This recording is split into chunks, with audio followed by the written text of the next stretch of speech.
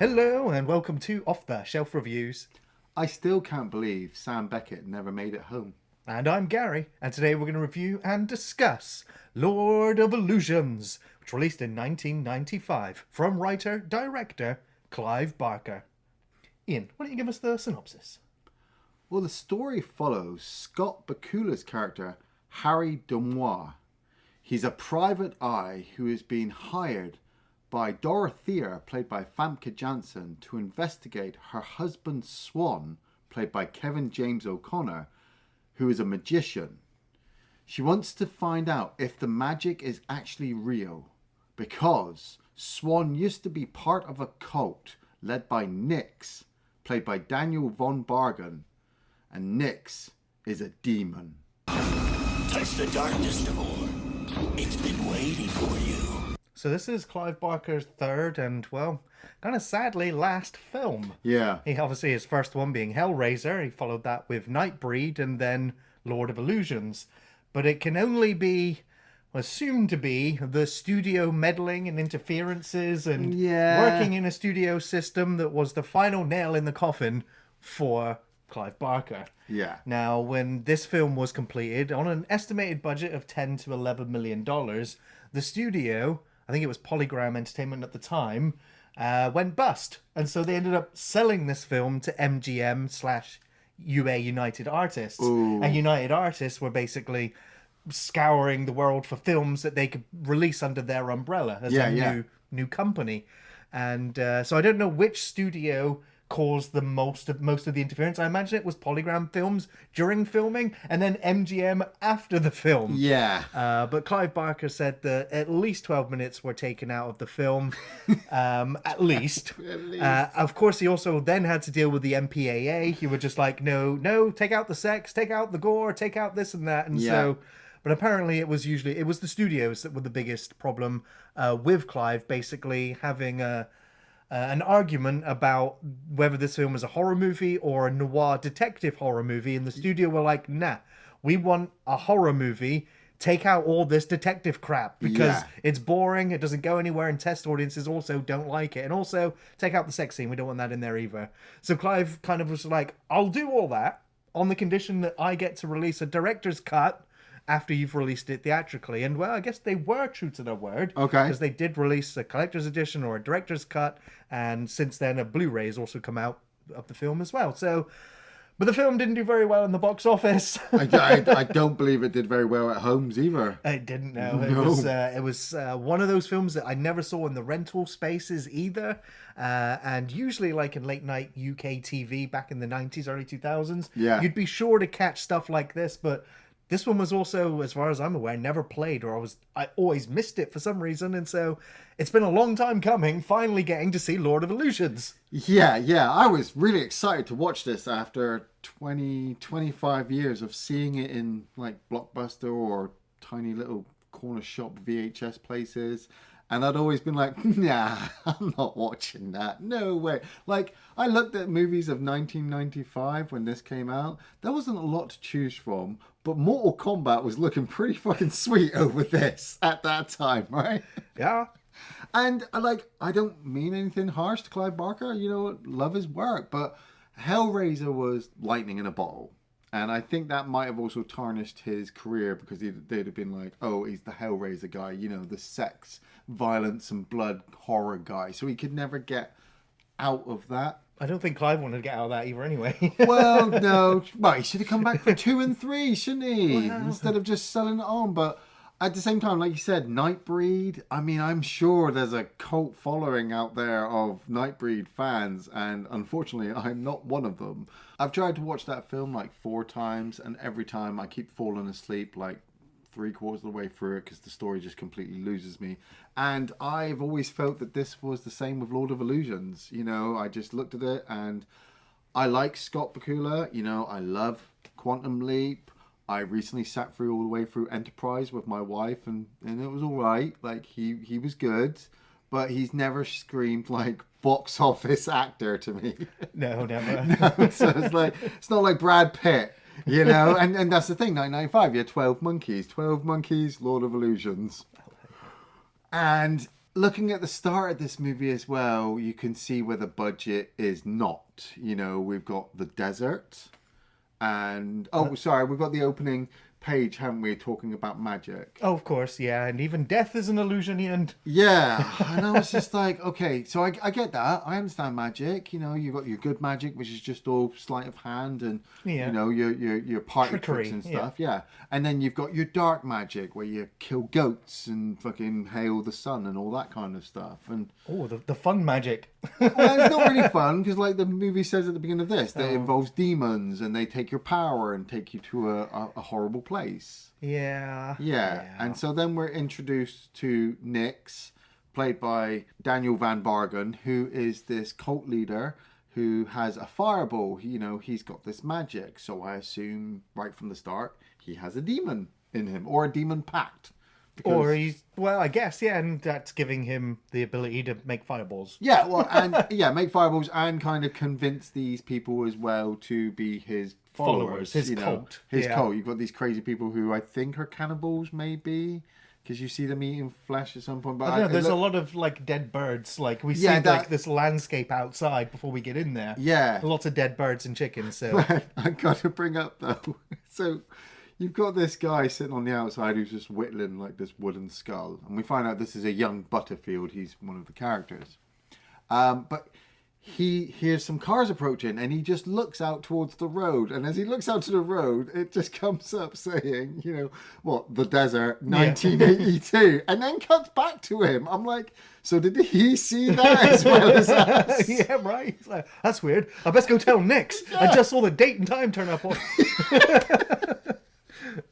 But yeah, so we now get introduced to Kevin J. O'Connor, who plays Swan. And he's here with a bunch of other ex-cult members that are now turned up to deal with Nix once and for all. Yeah. Because they don't like his meddling with the dark arts. Well, that and the fact he's kidnapped the little girl. Oh, and yeah. he's trying to, I believe it's a baboon. Is that a baboon? Some yeah. kind of ape. I won't say ape. And he's got it on a chain. Yeah. And it's trying to scratch the hell out of the little girl. So Swan wants to save her to redeem himself. I don't know.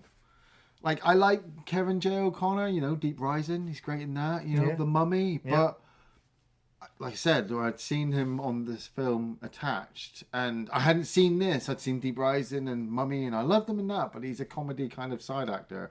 Seeing him run up to this house at the beginning with this gun, like, we've got to stop Nix. I'm like, I don't care. No, well, he's not very convincing. He's not even self-assured himself, is he? And so you're just like, okay. So we're just following these other characters that are going in. Like, we got one guy with a shotgun. Yeah. And they're just going in. They kind of detain a bunch of the cultists in one room whilst they go around the other to try and find Nix and rescue this girl. Yeah. And that's when we realised that, like, Swan and Nix have got this history together that we're not really sure of. And there's at one point in time, Nix grabs hold of Swan and sinks his fingers into his head and gets into his mind. It like hypnotizes him so that when Swan then looks at his friends, this like it's really bad. And I believe it was really bad for 1995 as well. But it's this really bad, what was it, superimposed kind of computer generated kind of skin ripping kind of. I don't even know how to describe it, but basically he looks at his friends and they turn into these weird morphing blob creatures things after they peel away or melt away. Yeah, and so then as they're trying to obviously detain Nix, and obviously Daniel Von Bargen, he was great in The Faculty, but I do not see him as a plausible threat at all. I mean, I've seen him like in a few clips of like Seinfeld, where he's just this bumbling idiot boss. Man, he was great in Malcolm in the Middle. Yes, yeah. No, having him be this villain here, like he's no Doug Bradley, he's no Shakespearean actor, unfortunately, but he is still quite demanding of your attention when he's on screen. Yeah, he's good. He's hitting his notes. They're hitting the script. All the actors, I believe, in this film just play the parts that Clive Barker is directing for them. But when you look at obviously budget problems, script writing, like Clive Barker is writing the script and editing and fucking trying to direct and trying to, you know, put what he's written, because Harry Demois comes from like one of the short stories of Clive Barker's. Yeah, but I think it was the Books of Blood, Volume 6. Yeah. Yeah, but this is just an extension of that. So you can blatantly tell that this opening section is somehow connected to the rest of the film, but really isn't. They filmed this like later. But the little girl gets hold of a gun and she shoots Nix and wounds him, and they shoot him down because you realise that he's got some kind of demonic power in him, and they shove these binding facial masks on him, don't they? Yeah, yeah. Which were kind of cool. Like you had the screws going into his skull, and and I get the binding magic stuff. You'll know you're watching the director's cut if you watch Swan prick his finger and bleed onto the screws and go into his skull. That was pretty cool. Yeah, yeah, yeah. So I was like, oh, little bits of magic, some mysticism here. And Yeah. I don't know how this head mask is supposed to contain him, but all right. I think because like the eyes are the window of the soul and he's a demon, like it turns out they just bury him, and I'm assuming they bury him alive, but he's a demon, so even He got shot like through the chest. yeah, but I suppose they bound the demon in the body, Yeah. and until they take the face of mask off, he's stuck. Anyway, the movie jumps 13 years, and we then turn up in this. Well, we're in New York City, and we come across Scott Bakula, Harry Demar's fucking private eye office, and it is. This for me, it's not Blade Runner. Is no. it? I mean, this for me is where the film just nosedived hard, because like Scott Bakula, I really like him in Quantum Leap. Yeah. Like, amazing show. Watching him play this hard-boiled detective.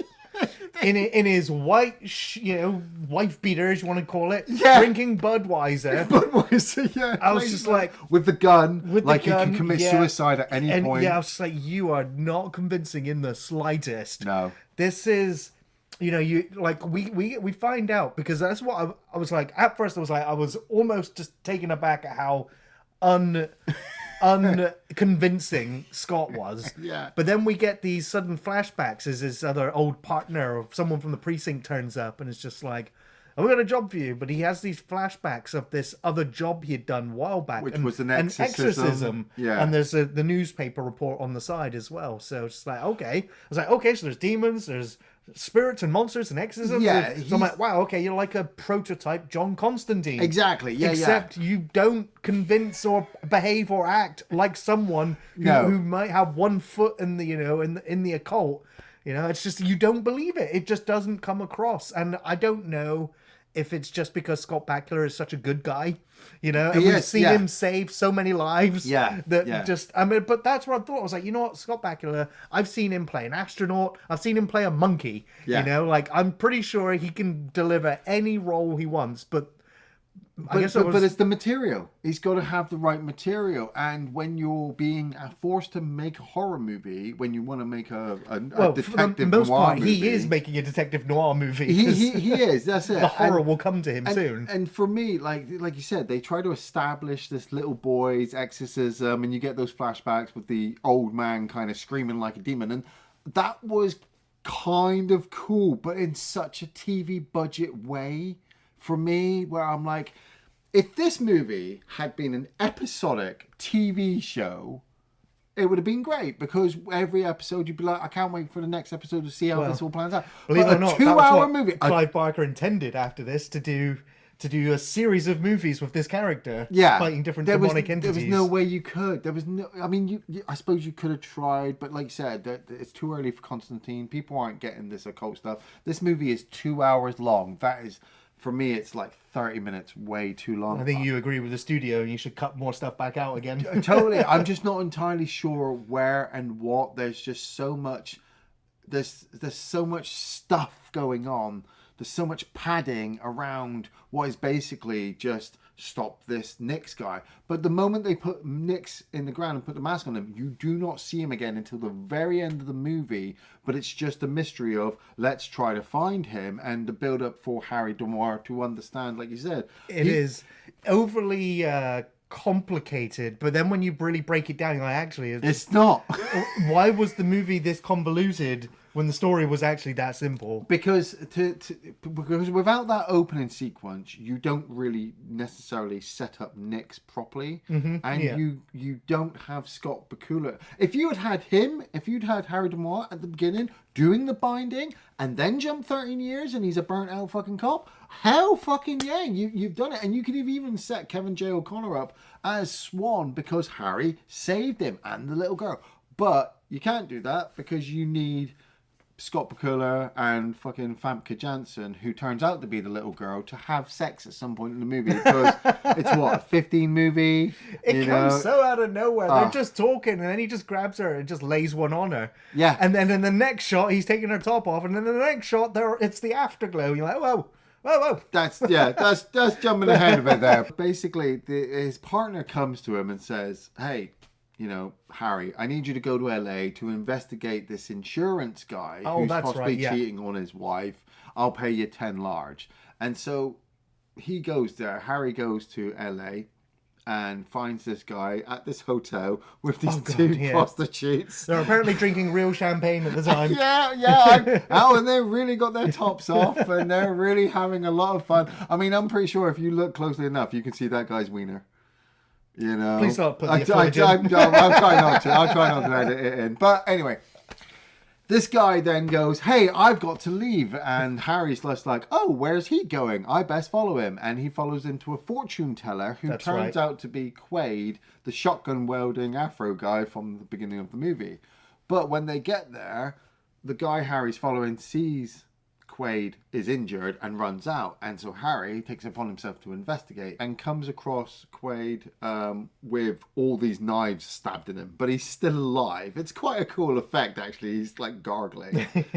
And this crazy skinhead teeth file looking ass motherfucker comes out of nowhere and they start fighting, don't they? Yeah.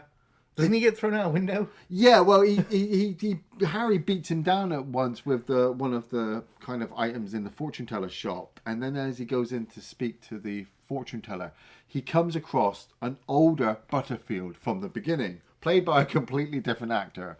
I really wonder if those two actors ever knew that's what happened to them until they watched the film and went, hey, what? Why was I recast? He doesn't seem that much older. Exactly. I think Butterfield, obviously, he distracts Harry because Harry closes the door on the skinhead and he's trying to slam his way in. And Butterfield talks about there's a point in a man dying that you can see the point of death and it's exhilarating.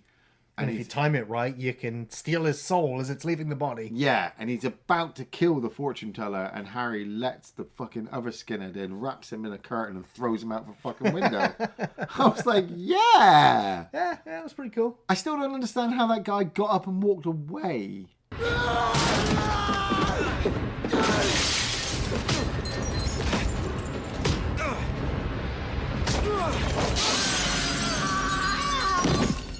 Demon magic illusionist powers. I don't know. That's where I kept thinking to myself, that thing on his head is probably demon magic. I think in the short story, like Butterfield and that other guy were all demons of some kind. The movie doesn't do that. No. They're more cultist, diehard believers of Nix and his power.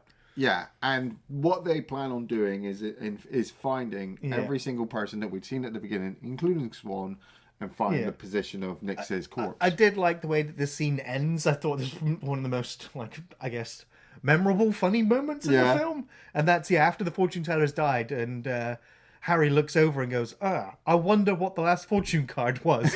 I don't know, it's like the Ten of Swords or something. Yeah. It was just like, if only he'd turned that card over sooner, he may have avoided.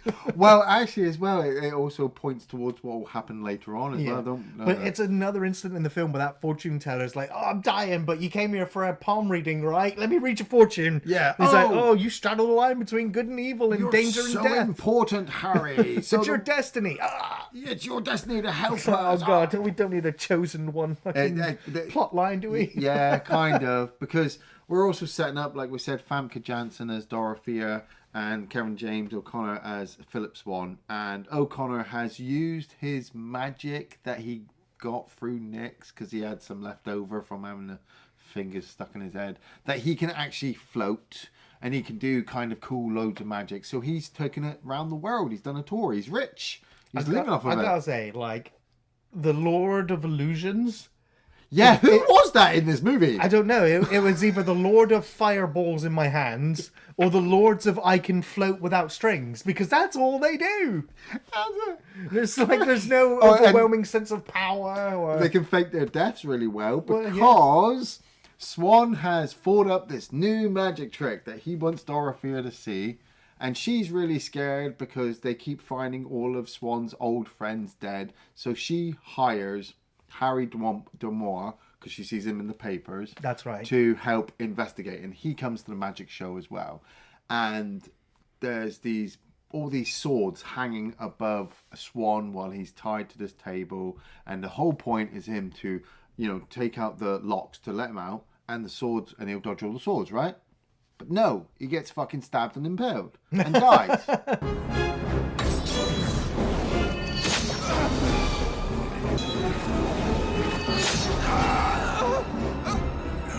Have you seen this before?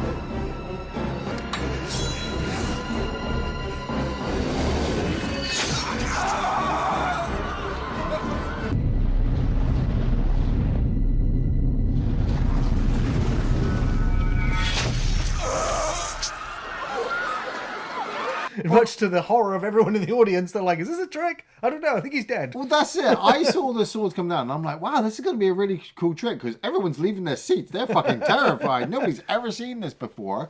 And then I'm like, no, he's actually dead. And then I'm thinking to myself, wouldn't it be a cool plot twist in the movie if Swan has decided to pretend he's dead so that Butterfield and his fucking skinhead mate can't get the fucking position of Nix's body. Yeah, but as soon as I saw the swords going in and he was dying, I was like, but then I remembered the title sequence. I was like, even death is an illusion. I mean, he's faking it. Yeah. Well, for me, it was when Harry climbs underneath the stage to investigate what's going on and he sees the loose wire and Butterfield is there and he's just like, who killed him? And Harry's like, I thought it was you. And Butterfield's like, no. And I'm like, Swan fucking killed himself so he can hide the location. Yeah. What is the fucking point? Well, it's because now we need to have the runaround of who set up who and who sabotaged the swords and everything else. And so I'm like, so everyone's accusing each other. I did like it though that he has another fight with that fucking skinhead guy, and that guy gets impaled by one of the magic kind of. It's the thing that pours the sand out. Yeah, pours the sand out. Because I gotta say, it was a cool moment, like the dancers on the stage, the great big statue thing. Yeah. Watching the glass with a skeleton fly down to the stage, get filled with the not sand. Not scary at all. It's not scary. No, I thought it was pretty cool though. Oh yeah, they're not making a cool movie though, Gary. They're trying to make a horror movie. Well, that bit was cool.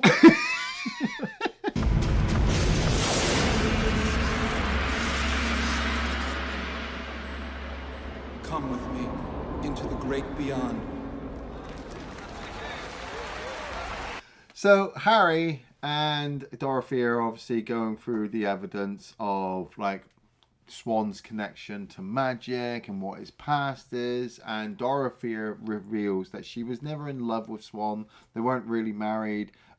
She owed him because plot twist, she was the little girl at the beginning. And I thought, oh, that's cool, because Famke Janssen is an actual real good actress. Mm-hmm. You know, Zenyatta top, love her as that. Fucking Jean Grey. So she does sell to me that she was the little girl tormented at the beginning, hiding with Swan. But at the same time, she is not at all selling to me that Nix is a threat at all. After what she would have seen at the beginning. Well, she also believes that he's dead because, well, she shot him. But yeah, but the metal stuff on the mask, you know, that wasn't that a bit. And you've been seeing Swan like float around and do fireballs. You know, there's magic and a cult in the air. You know, no, none of that. But Harry goes to the magic castle in LA, or the special magic place where all the magicians hang out. And we have Vincent Schiavelli. Yeah, the subway ghost. Yeah, Vinovish as this kind of illusionist. And he tries to talk, or no, he tries to tell Harry that, like, no, that magic that Swan did was not real magic. You know, it was evil. That was evil. So he does sell it that, like, That shit you don't want to mess with. What we do is proper magic, little illusions. And they set up this magic room where all the magic in the world, all the magic tricks that have ever been around in the world are sealed in this room. And you've got these 2 doors. And he says to the old man, doesn't he, Gary? Scott Bakula looks that old man in his eyes and says, have you ever been in there? And the old man goes, oh, God, no. You ever been in there? Me? No. No, there are only 3 keys. Vinovich has got one, of course. And you're like, oh, he's never going to get in there, is he? Oh, no. What is he going to do? He's going to climb through the fucking skylight. Magic. I rewound it twice. Yeah. I was like, no, that's not. Yeah, that's it. He just calls up one of the guys and says, how can I get in that room? Yeah. So I'm looking for evidence. And he gets jumped by another one of the magicians. Gives him a scare. And then, I hope you're ready, audience, for a truly ghastly sight. Harry.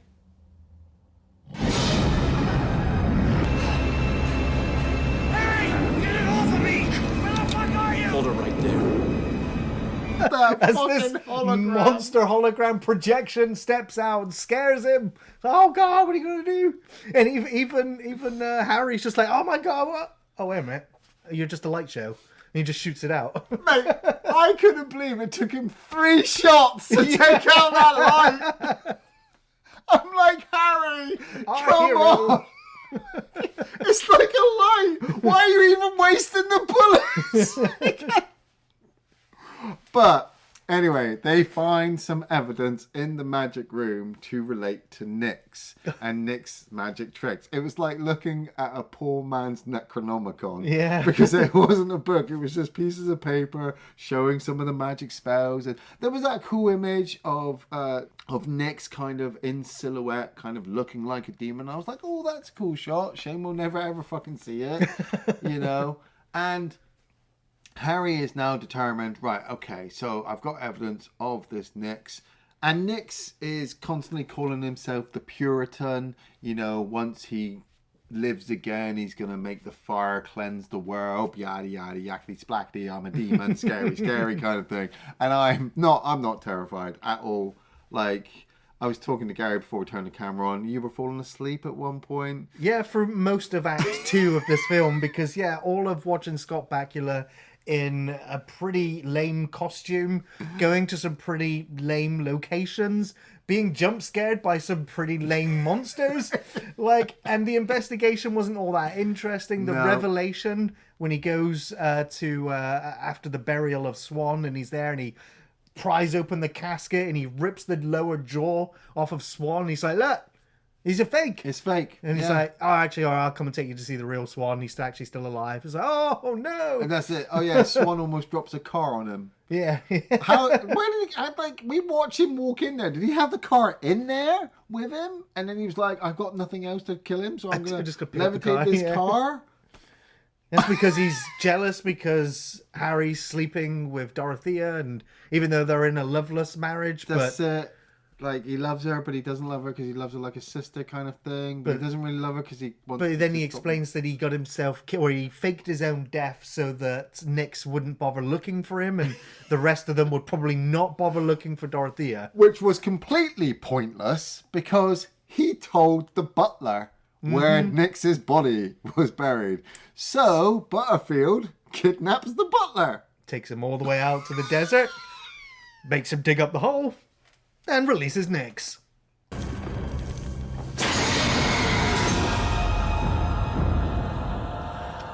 Jesus Christ. That was so fucking stupid.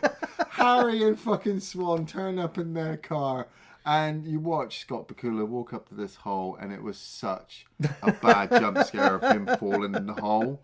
And then it's an even worse jump scare when the butler turns up and they've kind of just tortured his face or something. He was a terrible butler. You'd think if he'd been there for years, I figured he'd know karate or something, be able to take care of himself. Nope. He was a close confidant of this fucking real no magic magician. powers or anything. It was so bad. And so Harry and Swan have to drive back out to Nix's hideout from the beginning of the movie, which is still standing 13 years later in the middle of the desert. And the cultists are still in that house, but they're looking a little bit more worse for wear now. I'm going to say there was, even though we've watched like the director's cut or the collector's cut or not the theatrical version, Right, okay. there was still some scenes that had never fully restored. And the cult members, there's like a 2-minute sequence where we see them all in their own homes murdering their entire families because they know that Nix is coming back because they've all been informed of his resurrection. So they murder their entire families and then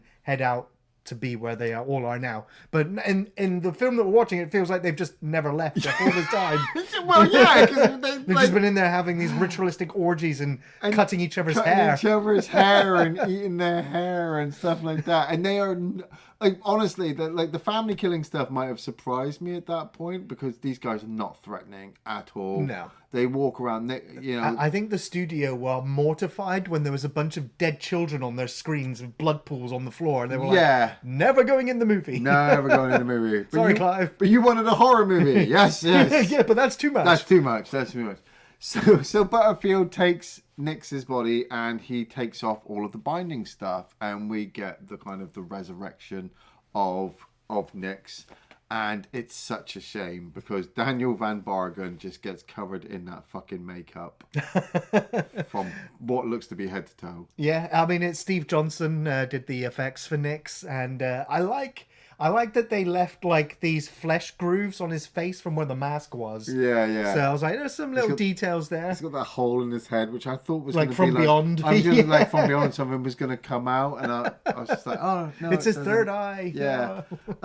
But they've also got Dorothea there as well because was it Nix needs a snack? Oh no, it turns out he needs to sacrifice somebody to hell because Daniel Van Bargen does these really long monologues again about death towards the end, and I think that's why it's the director's cut, because they could have cut all of this and shortened it, but they needed something to try to make him the villain because there hasn't been a villain at all in this movie, and it has to have some kind of monster threat at the end, and you see him floating over that terrible hole holding Famke Janssen.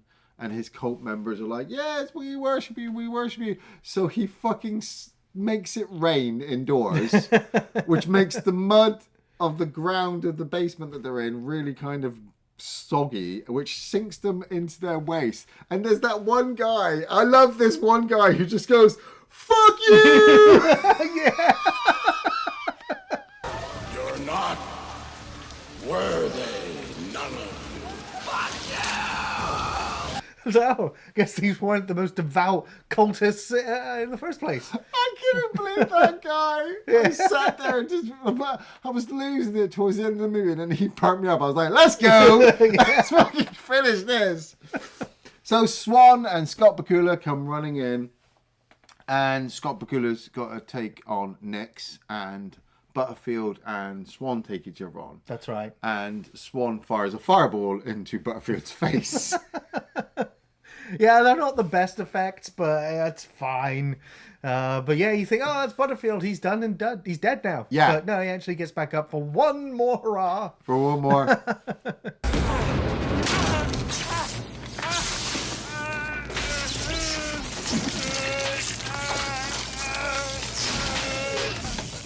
So as Harry is facing Nix shoves his fingers into Harry's head. Gives him the same treatment. So we watched Famke Janssen dissolve into a blob person. That was... And then she goes and kisses him. I was like, where's the alternate reality of that? It was pretty bad, because on top of this you have this whole, once again, long exposition from fucking Nix and Swan, because Nix always loved Swan and hoped Swan would take over. He wants Swan to join him in the apocalypse. Yeah. After he was like, I'm not here to save the world, I'm here to burn it all. Yeah. But I want Swan to stay with me. I need some company once everything's dead. But they shoot him in the face. He fully fucking breaks him, doesn't he? And takes Swan out. So Swan is like, like at one point he hugged him, and I was like, oh, he's gonna break his back, but he just hugged him, and I thought that was weird. But then he did fucking fully take him out and break him to the ground. So you're like, right, Swan is gonna die. He's dead now. Yeah. And Harry convinces Dorothea to shoot Nix in the forehead where his hole is, which is pretty much his weakness, and stops him. Or so you think. Dun, dun, dun. Quick, throw him in the hole. But no, yeah, we've got to have him walking around with his red bloodshot eyes as he chases Famke around a little bit more. We've got to watch Harry get thrown around a little bit more because, well, I mean, that's what this movie is. If you haven't got Scott Bakula being thrown through everything. Yeah, that's right. Swan's final swan song was to levitate Harry up in the air just enough so that Harry could karate kick fucking Nix in the face and kick him down the hole. Yeah. And I was really amazed that this hole goes all the way to what I assume is the Earth's core. Or hell. You know, does it transcend dimensions as it goes down? That was it. I'd imagine it would be a portal to hell. I wanted to say hell, but if hell is just a pool A molten magma it's pool. just a pool of lava. Yeah. It's not even like a cave. It's just a pool of lava at the bottom of this thing. And Nix falls into it and he starts to die. And Famke Janssen and Scott Bakula are like, wow, I'm glad that's over. And then you realise that actually the house might explode. Yeah, so best get out. Yeah. And then we see the demonic energies blasting out of the hole. We cut to the bottom of the hole and we see Nix down there like as he explodes again. It starts sucking all the air into the hole. Everything starts to go back to hell. And even Swan's body, like, okay, you owed it to Kevin James O'Connor to have some kind of ending because he had been pretty much the hero from the beginning. So they CGI face rip his face off and his eyes and suck his corpse into the hole. Yeah. So I guess maybe he did join Nix in hell after all. I don't know. Yeah, man. I was like, shit's happening. Like, because it hasn't been happening for the last hour, so this last 20 minutes have been great. That's it. And Nix's body explodes in the lava, the hole seals up, and I was so happy with this ending. I mean, the film is cheesy as fuck and fucking stupid, but it was just so funny to me that they turned, Scott Bakula and, well, Harry and Dorothea, they turn away from the house and they start walking away from it, and they walk through what appears to be trees being planted, like a new car park or a forest or something. And I was like, so hold on. So for the last 13 years since Nick's been gone, people have been coming here and trying to fix this place up with new trees, and nobody went, maybe we should bulldoze down the old cult house at some point. Don't want them coming back. Could be a portal of hell in there. At least we know that's where all the cultists go. If we burn it down, we don't know where they'll go after that. Exactly. Ian, did you have any favourite or memorable scenes? I had a few. Like, most of them are just a special effect kind of kill moments. Like I said, the stupid CGI face rip of Kevin James O'Connor at the end. I like the skinhead being impaled. I like the stuff with Swan binding Nix at the beginning, especially with, like you said, the cutting of the finger and making the screws screw in. I thought, the occult magic stuff was really cool. It's really not used as much as you... It's more of a spattering, seasoning of occultness. It should have been knee-deep in... You remember in fucking Constantine where he's got the bug in the box and he shakes it and you're like, that's some magic shit. It's a tiny box with a bug in it. This... barely anything. I love the fuck you guy. Fuck you! Let's have him again. Yeah. Fuck you!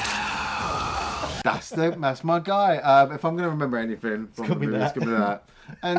And like I kind of liked Harry DeMar at the beginning in his private eye room, because if you remember it from the awfulness of that.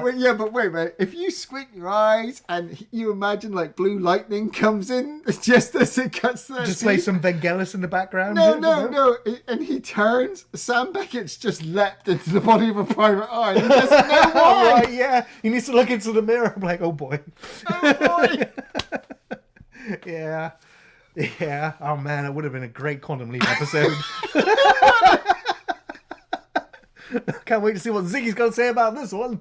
Man, Dean Stockwell should have been in this movie. Yes, man. I don't really have a favorite scene in this film. I'm going to say I really enjoyed the first 15 minutes and the last 15 minutes.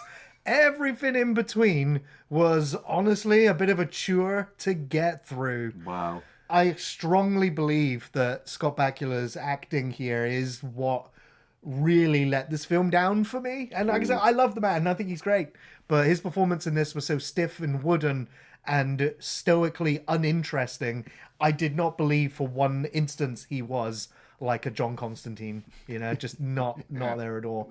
So yeah, the first and last 15 minutes were what really elevates this movie beyond me really not wanting to talk about it anymore.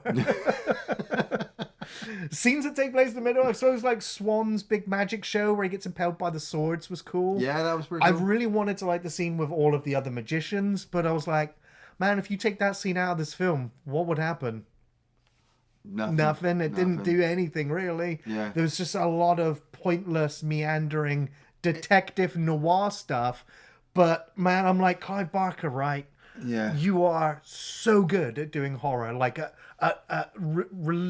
pulling back the veil of some portion of a hellscape.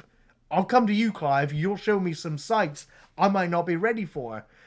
But then Mr. Clive Barker is like, I'm going to do a police hardball detective story. And it's like, nah, I'm sorry, Clive, but I do not think it's your strength at all. And I also think that's the same for Scott Bakula. And according to Clive, he was dream casting. He was the guy that he'd been writing about for a decade before he finally became a flesh and blood actor, to play the part, So, but I'm just like, I think you're both incredibly wrong. But I know a lot of people still love his performance in this. But for me, it really took me out of the experience. So slim pickings for favorite scenes, unfortunately. Ian, you recommend? I do recommend Lord of Illusions. I think this is Clive Barker's maximum overdrive, like Stephen King did with his time. I don't know if Clive Barker was snorting cocaine at this time. Maybe he should have done more while he was making this movie. I don't know. I'd avoided this movie pretty much all my life because I just felt it wasn't very good. And honestly, it's not very good. But at this age in my life, I knew that as I was going into it. I knew it wasn't going to be very good. I didn't even have to wiki it. I just watched it, and it was fun and cheesy and stupid. It is 30 minutes, way too long. So if you can get a shorter version, then go right ahead and just have fun with it. Scott Bakula is great. If you've never watched any of his TV show stuff, then yeah, you aren't really gonna get it. But if you watch Quantum Leap, if you watched Enterprise, maybe you love this movie and you're like, oh, fuck you guys, Lord of Illusion's great. Famke Janssen's great. She's fucking top notch doing her part in this movie. And Kevin J. O'Connor, he's great as well, but none of them have any good material to work with. Like, unfortunately, is that Clive Barker's fault? Is that the studio's fault? Is it just a testament of the time of what he's trying to do? I don't know. All I know is like with the actor playing Nix, he is trying his best to be absolutely terrifyingly scary for you to be scared of him. But he's not. He's like a Star Trek character. And it's like a Star Trek fight at the end of the movie as well. So, yes, you can have fun with it, but it's... yeah. Yeah. It's a really ambitious, B movie that wanted to be detective, wanted to be horror. But, yeah. Oh, man, I am so split on my decision, but I am still going to recommend Lord of Illusions. Ooh.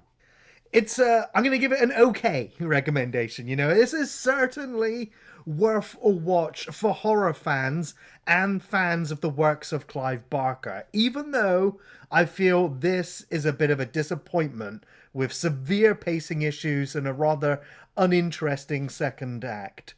I think my major problem is believing Scott Bakula as a John Constantine-esque character, someone with one foot in the occult and the other up some demon's arse. But Bakula is not convincing enough. Maybe he's just too wholesome to pull it off believably. Famke Janssen was great.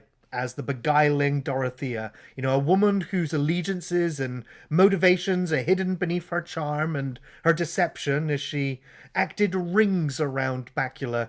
But the sudden romance and love plot was forced here, and it felt very insincere. The score by Simon Boswell was serviceable, but nothing memorable, and in such, it failed to make the grand or diabolical something truly powerful or magical. It just fell short, and it's a shame we didn't get Christopher Young's soundtrack, who was originally signed to do the music for this film. The practical effects and makeup work, I felt, is fantastic. It's absolutely worth a watch for those. However, the early CGI work is really terrifying for all the wrong reasons. It's a strange film. It's a cult classic for sure. I'm glad I've now seen it, but it's still just a very, very low recommendation from me. Trust nothing except your fear. Thanks for watching Off the Shelf Reviews.